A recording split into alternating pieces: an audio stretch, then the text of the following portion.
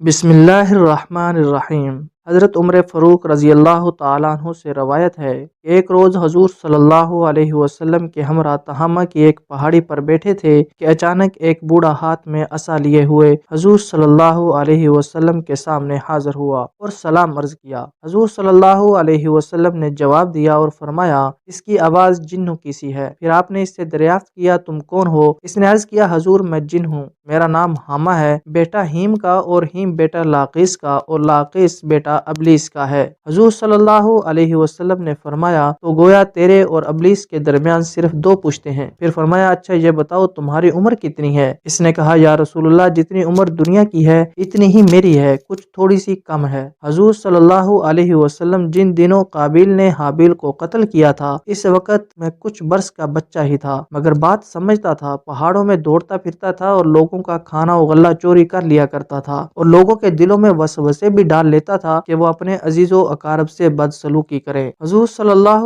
علیہ وسلم نے فرمایا، تب تو تم بہت برے ہو۔ اس نے عرض کی، حضور مجھے ملامت نہ فرمائیے، اس لیے کہ اب میں حضور صلی اللہ علیہ وسلم کی خدمت میں توبہ کرنے کے لیے حاضر ہوا ہوں۔ یا رسول اللہ، میں نے حضرت نوح علیہ السلام سے ملاقات کی ہے اور 1 سال تک ان کے ساتھ ان کی مسجد میں رہا ہوں۔ اس سے پہلے میں ان کی بارگاہ میں بھی توبہ کر چکا ہوں۔ حضرت ہود علیہ السلام، حضرت یعقوب علیہ السلام اور حضرت یوسف علیہ السلام کی صحبتوں میں بھی رہ چکا ہوں اور ان سے تورات سیکھی ہے، اور ان کا سلام حضرت عیسیٰ علی نبینا و علیہ السلام کو پہنچایا ہے۔ اور اے نبیوں کے سردار، حضرت عیسیٰ علیہ السلام نے فرمایا تھا کہ اگر تو حضرت محمد صلی اللہ علیہ وسلم سے ملاقات کرے تو میرا سلام ان کو پہنچانا۔ سو حضور، اب میں اس امانت سے سبکدوش ہونے کے لیے حاضر ہوا ہوں، اور یہ بھی آرزو ہے کہ مجھے کچھ کلام اللہ تعلیم فرمائیں۔ حضور صلی اللہ علیہ وسلم نے اسے سورہ مرسلات، سورہ عما یتساءلون، سورۃ اخلاص، موعظتین اور سورۃ اذا الشمس تعلیم فرمائیں، اور یہ بھی فرمایا کہ اے حامہ،